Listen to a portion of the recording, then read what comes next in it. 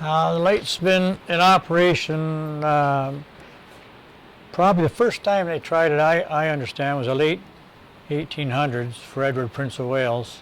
It was a very weak effort, but I guess that was the first time. And then in 1924 they came up here and got serious. They put the first set of good lights up here. And they were up here for about till 1956, I think. They brought the lights we have now, the casings. They were using the Battle of Britain English searchlights. And the company had put a color changer on the front with 5 colors in it. And that was red, blue, amber, I think green, and magenta. They dropped the magenta later on because it was just like the red, so then we went with 4 colors for a long time. And that stayed for about till 1976 when they brought had to put a bulb in because we wouldn't get parts, carbon arc parts anymore. And that was a xenon lamp designed for Cape Canaveral or Cape Kennedy. And that put out about 500 million candle of power, 4,000 watt bulb. And it takes about 7 years to make those bulbs in Germany. And they were good. They were maybe anywhere from $1,600 to $1,800 a piece, I'm not sure. And they're rated for 1,000 hours guaranteed. Anything less, it's prorated. They'll give you so much back on unused time. And that's the power source we have now. Put the white lights on for 10 minutes, and I put the American colors on the American Falls for about 5 minutes, and then the same Canadian colors on the Canadian Falls.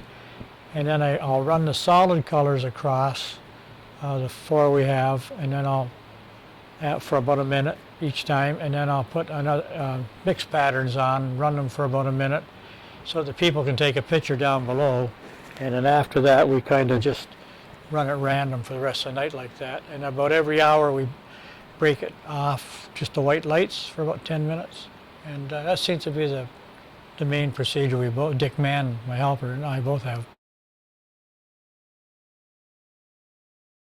We have a new computerized panel out there. It's what I remember it being closest to is the newer cash registers they have now where you just touch things.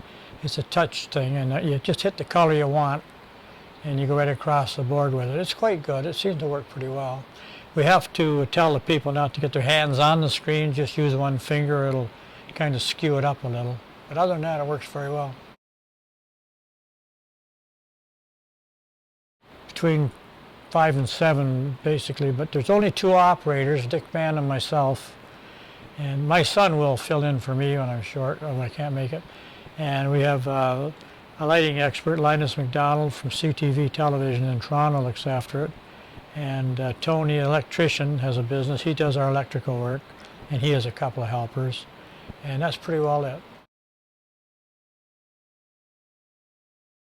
I've been up here 50 years, not thinking I'd ever be up here that long. I worked for the Parks Commission as a painter, and the money wasn't bad, but I had a chance to make a few extra bucks 4 nights a week up here, so I took it. Figured I'd probably do it for 4 or 5 years at the most, but I've been up here ever since. But I've enjoyed it. I'm a people person. I like meeting people, and it's quite interesting. Not off the street, no, because they're not insured. You can come up in a tour if you arrange it through the administration building or with Scott Whitwell. But he's the guy, or Dunn Street can give you some information on that, the Parks building there. But we have mainly tours, Japanese tours, European tours, and they're all prearranged. We just open the door for them, and we've taught all the drivers how to work the panel, and they show them that. The ones I remember mainly was Robert Urich came up. I wasn't on, but Dick Mann was my partner. But I did have Danny DeVito, Rhea Perlman, and their kids, and quite a few other people in from Toronto when they have a musical. Grand Ole Opry people have been up, people like that. Anybody down at the casino. Seen quite a few wander up here. The other one I can think of was Gina Davis during the filming of The Long Kiss Goodnight was up. And I think her co-partner was, I can't think who it was. People like that. We get a lot of political people, walk-in people that can surprise you who they are. They don't say anything until you find out. But very diversified group, really. They're talking about putting 4 high-powered lights on top of the Table Rock restaurant, which is directly opposite the Horseshoe.